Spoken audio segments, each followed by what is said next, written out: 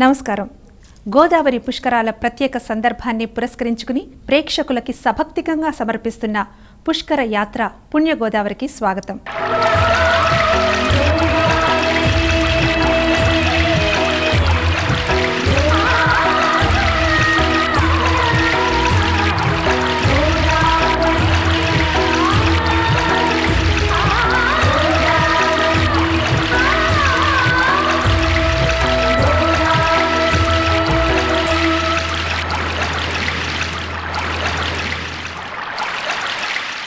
ఇవాల్టి ప్రత్యేక కార్యక్రమంలో గోదావరి తీర క్షేత్రమైన అప్పనపల్లిలో వెలసిన బాలబాలాజీ దివ్య లీలా వైభవం గురించి తెలుసుకుందాం.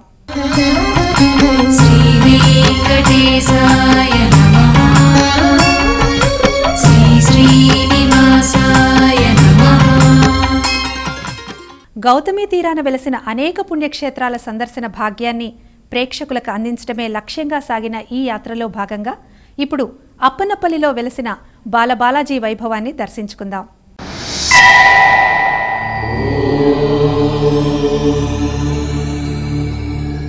సర్వేశ్వరుడు దయాళువు.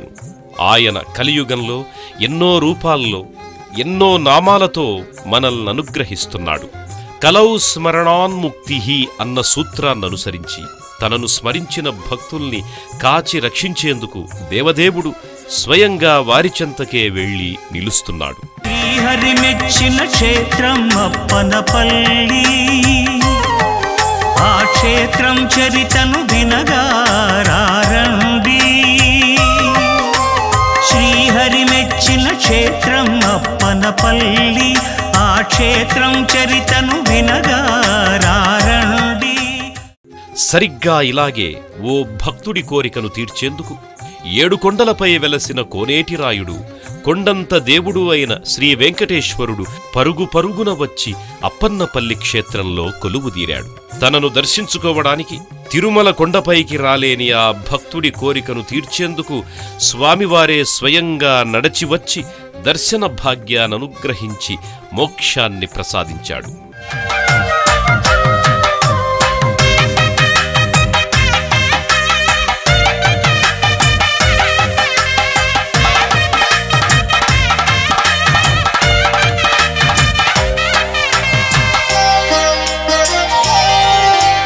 వశిష్ఠా నది నుంచి ఒక పాయని వైనితేయుడు అనే గరుత్మంతుడు ఈ పాయని తీసుకురావడం జరిగింది. అంటే ఈ నదిలో స్నానం ఆచరించడం వల్ల పుణ్య స్థానము అంటే తర్పణం నాగదేవతలందరికీ తర్పణం వదిలి పుణ్య లోకాలకు ఎలాగైతే వెళ్ళారో భక్తులందరూ కూడా ఈ పుణ్యస్థానం ఆచరించడం వల్ల 1000 పుణ్యఫలాలు లభించినని పునీతి. ఇక్కడ ప్రసిద్ధిగా గాంచిన గోదావరి మాతకు ఇక్కడ ప్రతిరోజు కూడా వేలాది మంది భక్తులు ఈ పుష్కరంలో మహాపుష్కరంలో లక్షలాది మంది భక్తులు వచ్చి ఈ పుణ్యస్థానం ఆచరించడం జరుగుతున్నది.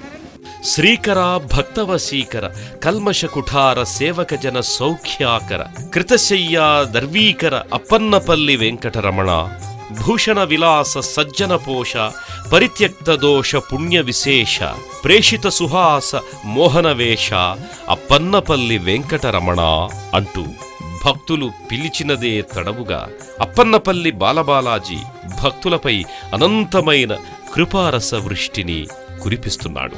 పచ్చని చెట్ల మధ్య అద్భుతమైన శిల్పకళా సంపదతో అతి సుందరమైన వాతావరణంలో అలరారుతున్న శ్రీ బాలబాలాజీ దేవస్థానం వెనుక ఒక అద్భుతమైన స్థల పురాణం ఉంది. ఒకప్పుడు ఈ ప్రాంతాన్ని జీమూత వాహనుడు అనే చక్రవర్తి పరిపాలించేవారట. అప్పుడు గరుత్మంతుడు నాగులను చంపి తింటూ ఉండేవాడట.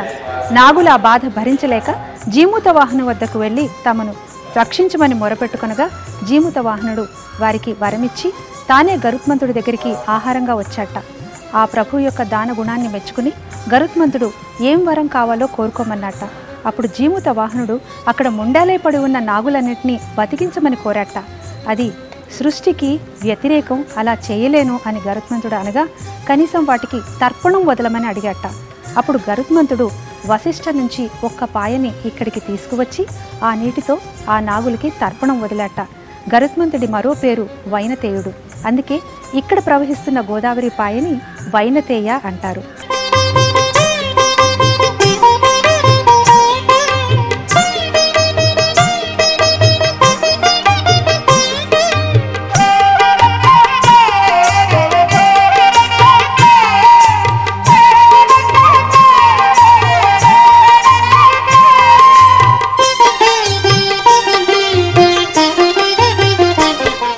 పరమ పవిత్రమైన గోదావరి తీర ప్రాంతంలో వెలసిన ఈ దివ్యక్షేత్రాన్ని మొదట్లో మామిళ్లపల్లి అని పిలిచేవారు.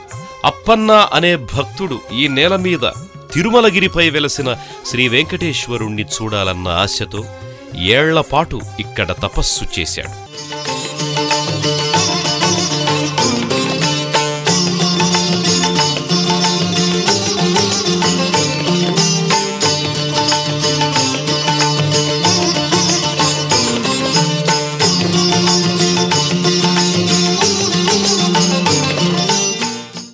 జగజ్జాలపాలం కనహకంఠమాలం శరశ్చంద్రపాలం మహాద్వైత్యకాలం నభోనీలకాయం దురావారమాయం సుపద్మా సహాయం భజేహం భజేహం సదాంభోదివాసం గళత్పుష్పహాసం జగత్సన్నివాసం శతాదిత్యభాసం గదాచక్రశస్త్రం లసత్పీతవస్త్రం అసహచారువక్త్రం భజేహం భజేహం అంటూ జగత్కళ్యాణకారకుడైన శ్రీ వెంకటేశ్వర విభుడిని స్తుతించాడు.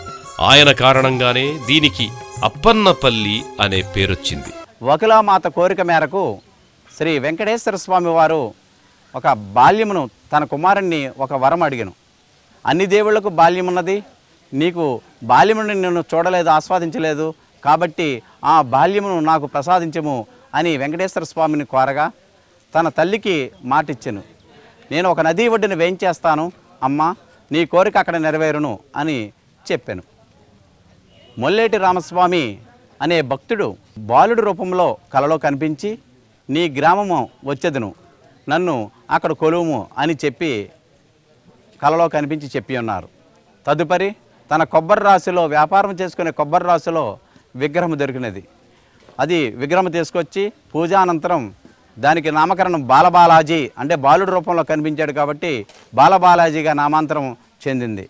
అంటే వకులామాత కోరిక మేరకు శ్రీ బాలబాలాజీ స్వామివారు ఇక్కడ వెలిచారు. వెంకటేశ్వర స్వామివారి బాల్యము తరించవలనంటే అప్పన్నపల్లి వెళ్ళి స్వామివారిని తరించడం మంచిది. రామస్వామిని దూతగా మలచి బాలబాలాజిగా వెలసి అన్నదానమున అప్పన్నపల్లిని అగ్రగామిగా రూపించి రామస్వామిని దూతగా మలచి బాలబాలాజిగా వెలసి అన్నదానమున అప్పన్నపల్లిని అగ్రగామిగా రూపించి వరముల తరువుగా వరములనీయగ వెలసెను బాలబాలాజీ. శ్రీహరి మెచ్చిన క్షేత్రం అప్పన్నపల్లి.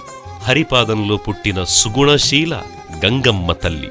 ఆ గంగమ్మ ఈ దివ్యక్షేత్రంలో గోదావరమ్మగా మారి దేవాదిదేవుడైన విష్ణు భగవానుణ్ణి సేవించుకొని తరిస్తోంది.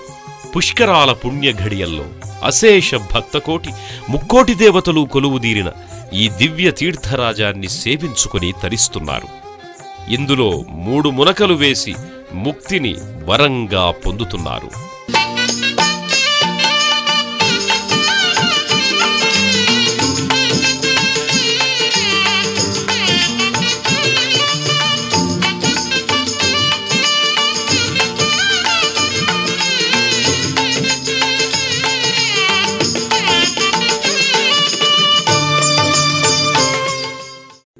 తూర్పుగోదావరి జిల్లాలో గోదావరి తీరంలో వెలసిన అనేక పుణ్యక్షేత్రాలతో పాటుగా దివ్య వైభవాన్ని సంతరించుకున్న అప్పన్నపల్లి బాలబాలాజీ ధామానికున్న ప్రత్యేకత ఏమిటి అంటే, భక్తులపై కరుణను కురిపించేందుకు సాక్షాత్తూ ఇక్కడ ఏడుకొండలవాడు శ్రీభూ నీలా సమేతుడై కొలువుదీరాడు. ఈ కారణంగానే ఈ దివ్యక్షేత్రం కోనసీమ తిరుపతిగా ప్రఖ్యాతిగాంచింది.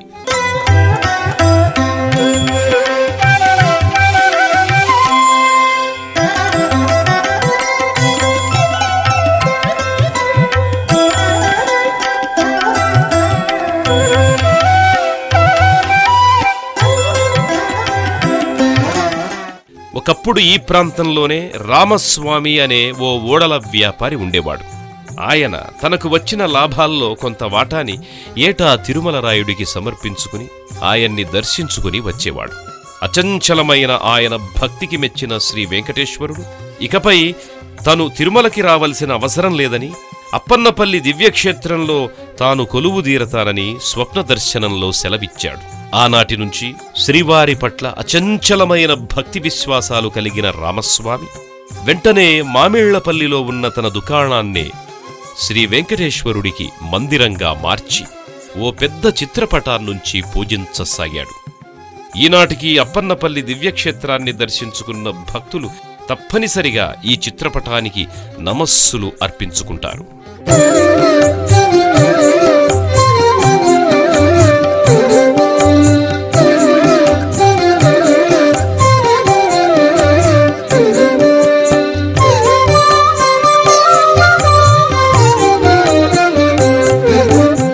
తల్లి గోదావరి దివ్యలీలా వైభవాన్ని దర్శిస్తున్న పుణ్య గోదావరిలో ఇప్పుడు చిన్న విరామం.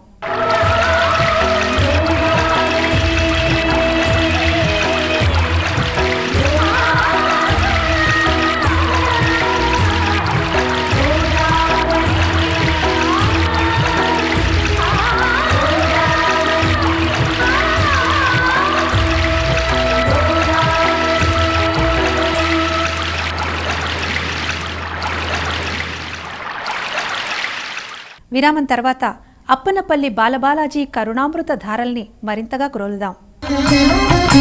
శ్రీ వెంకటేశాయ నమః, శ్రీ శ్రీనివాసాయ నమః. భక్తుడి కోసం భగవంతుడు దిగిరావటం ఈ క్షేత్ర మహిమ గొప్పతనం. సరిగ్గా అదే భక్తుడి పేరు మీద ఈ ఊరి పేరు మారడము మరో విశిష్టత. ఇక్కడ బాలబాలాజీగా కొలువైన ఈ స్వామి భక్తుల కొంగు బంగారంగా నిలుస్తున్నాడు.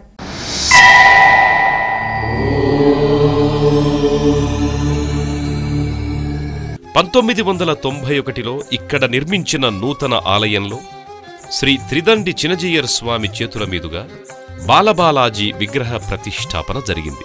స్వామి శ్రీభూ నీలాసమేతుడై ఈ పుణ్య ధరిత్రిపై కొలువుదీరాడు. ముగ్గురు దేవేరులతో కలిసి చూడముచ్చటైన రీతిలో కొలువుదీరిన స్వామిని అనునిత్యం దర్శించుకొని తరించే ఈ ప్రాంతపు భక్తుల సౌభాగ్యాన్ని వర్ణించడానికి మాటలు చాలవు. అప్పన్నపల్లి బాలబాలాజీ భక్తుల కొంగు బంగారు.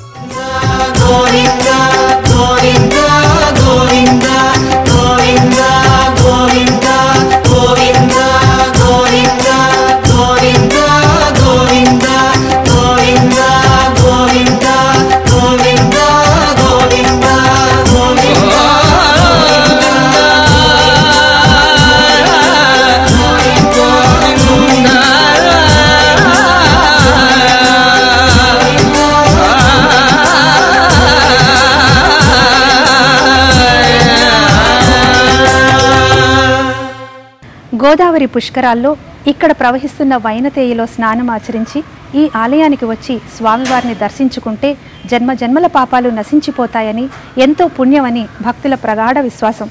రండి, మనము వెళ్ళి ఒక్కసారి స్వామిని దర్శించుకుందాం.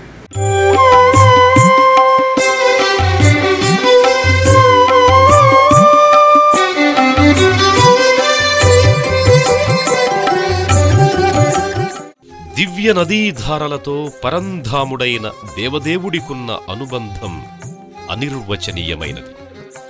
ద్వాపరంలో స్వామి యమునా తీరంలో తన లీలా వినోదాన్ని ప్రదర్శించాడు. 16,000 మంది గోపికలతో కలిసి రాసలీలలను రచించి ఈ జగతిని ఆనంద పారవస్యంలో ముంచెత్తాడు. యుగాలు గడిచిపోయాయి, కానీ స్వామివారు ఆనాడు పంచిన దివ్య ప్రేమామృత ధారలు ఇంకా భక్తుల మనస్సుల్లో అలాగే నిండి ఉన్నాయి.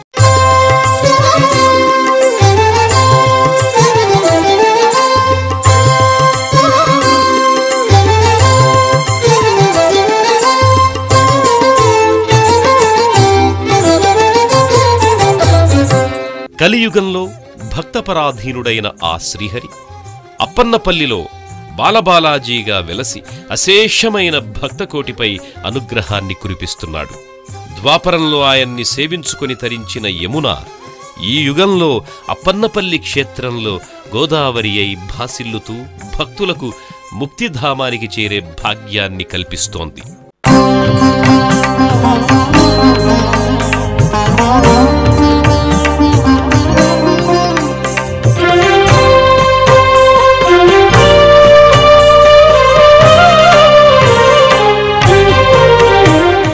అప్పన్నపల్లిగా పేరొందిన ఈ దివ్యక్షేత్రం తూర్పుగోదావరి జిల్లాలో రాజమహేంద్రవరానికి 85 కిలోమీటర్ల దూరంలో ఉంది. ఈ అఖండ గోదావరిలో పడవ ప్రయాణం చేసి చుట్టుపక్కల గ్రామ ప్రజలు సాధారణంగా అప్పన్నపల్లికి సులువుగా చేరుకుంటారు. నిజానికి బస్సు ప్రయాణం కంటే గోదావరిపై పడవల ప్రయాణానికే ఇక్కడి భక్తులు ఎక్కువగా ప్రాధాన్యతనిస్తారు. తల్లి గోదావరితో వాళ్లకున్న అనుబంధం అలాంటిది.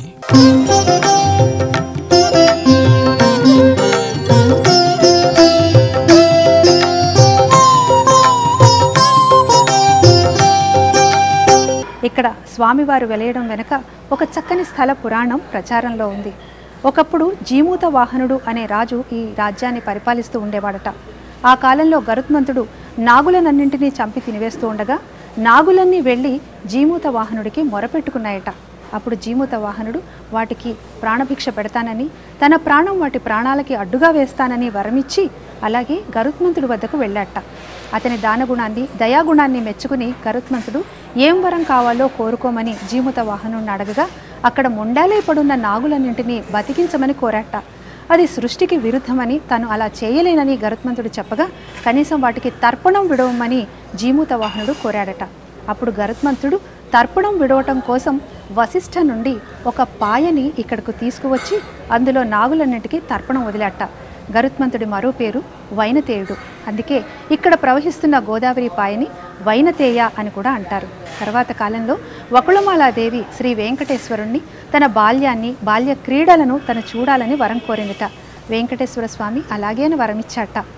అటు పిమ్మట ఒకసారి పరమభక్తుడైన రామస్వామి అనే అతని స్వప్నంలో శ్రీ వెంకటేశ్వర స్వామి బాలుడిగా దర్శనమిచ్చి తాను ఇక్కడే ఉన్నానని, అప్పనపల్లిలో తనను ప్రతిష్ఠించమని కోరగా రామస్వామి స్వామివారి ప్రతిమను కనుగొని ఇక్కడికి తీసుకొచ్చి ఈ ఆలయంలో ప్రతిష్ఠ చేసి బాలబాలాజీ అని నామకరణం పెట్టాట.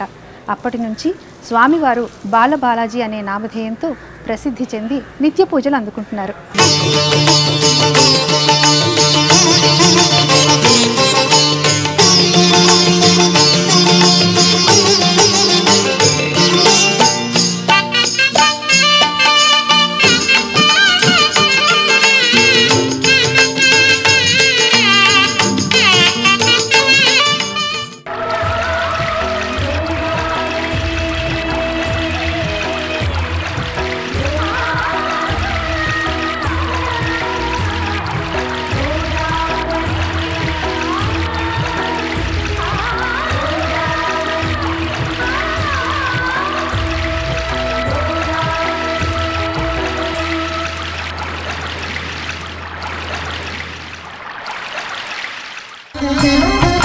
శ్రీ వెంకటేశాయ నమః.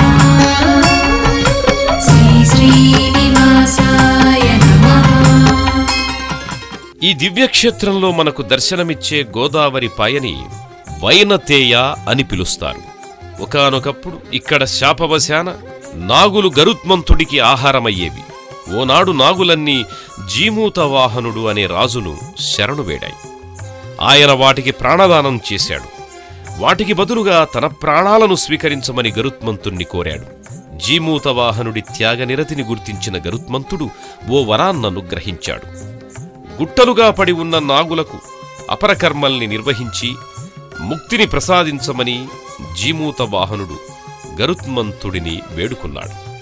ఆయన ఒప్పుకోకపోవడంతో కనీసం వాటికి తర్పణం విడవమని ప్రార్థించాడు. అందుకోసం వైనతేయుడు పుణ్య గోదావరిలో ఓ పాయను ఇక్కడకు తీసుకువచ్చి మరణించిన నాగులకు తర్పణం విడిచాడు. ఆనాటి నుంచి ఈ పాయ వైనతేయ అనే పేరుతోనే పిలువబడుతోంది.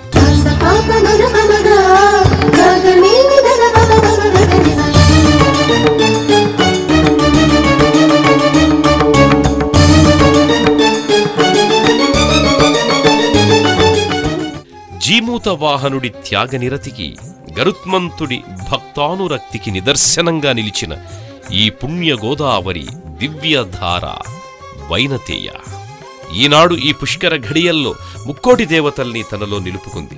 తనలో స్నానం చేసిన భక్తుల్ని కరుణిస్తూ సకల పాప విమోచనం కలిగిస్తోంది. స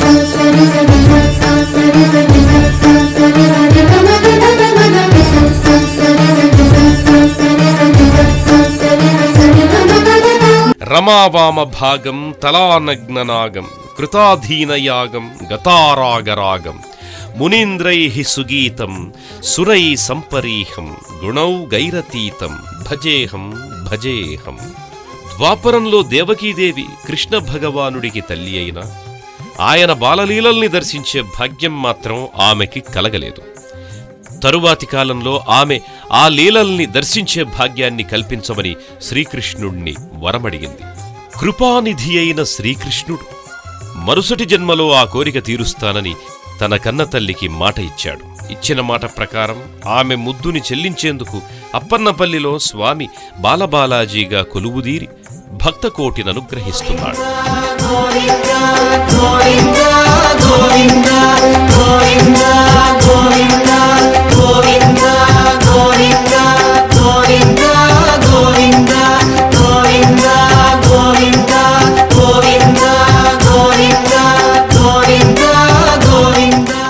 అప్పన్నపల్లి బాలబాలాజీ దివ్యక్షేత్రంలో స్వామివారు కొలువుదీరిన గర్భాలయానికి అతి చేరువలో ఆండాళ్ అమ్మవారి సన్నిధి ఉంది. సరిగ్గా స్వామివారికి పక్కనే శ్రీ మహాలక్ష్మి దివ్యదర్శన భాగ్యం మనకు కలుగుతుంది. లోకాలను పాలించే చల్లని తల్లి అయిన శ్రీ మహాలక్ష్మి ఈ దివ్యక్షేత్రంలో బాలబాలాజీని దర్శించవచ్చిన భక్తులకు అఖండమైన ఐశ్వర్యాన్ని వరంగా అనుగ్రహిస్తోంది.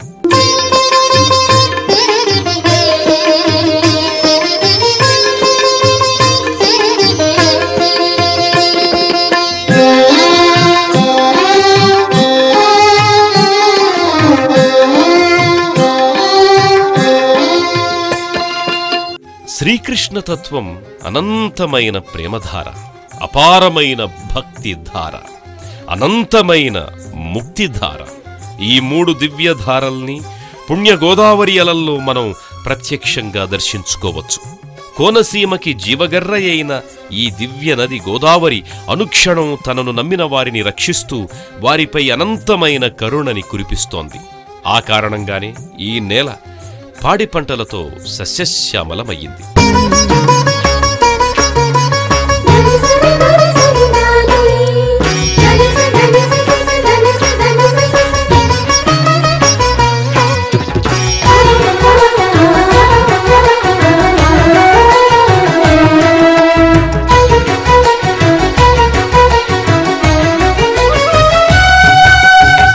పుష్కరాల పుణ్య ఘడియల్లో ఈ దివ్య గోదావరి ధారలు ముక్కోటి దేవతలకు ఆలవాలమయ్యాయి.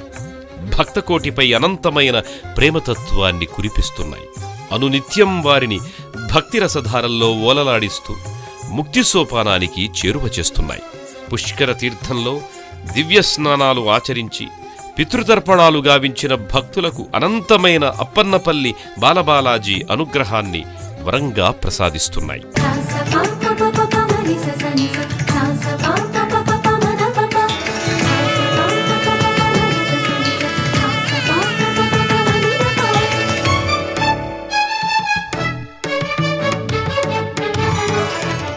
భక్తుడి కోసం భగవంతుడు దిగిరావటం ఈ క్షేత్ర మహిమ గొప్పతనం.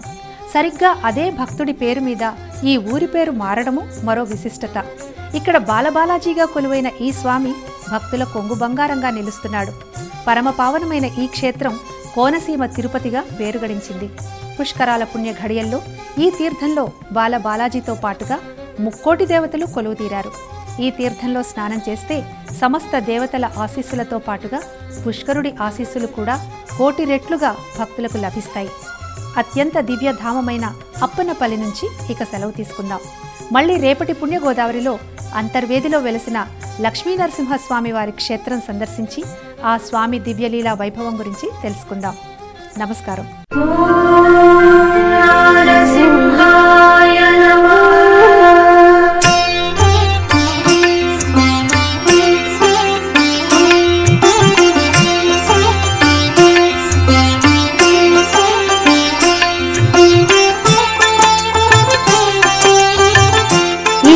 కొలువుతీరి ఉన్న శ్రీ లక్ష్మీ నరసింహస్వామి వారిని దర్శించుకుంటే ఇహపర సుఖాలు లభిస్తాయని, సకల పాపాలు హరిస్తాయని భక్తుల ప్రగాఢ విశ్వాసం. చేకొని కొలువరు శ్రీ నరసింహము చేకొని కొలువరు శ్రీ నరసింహము శ్రీకరమగునిది శ్రీ నరసింహము.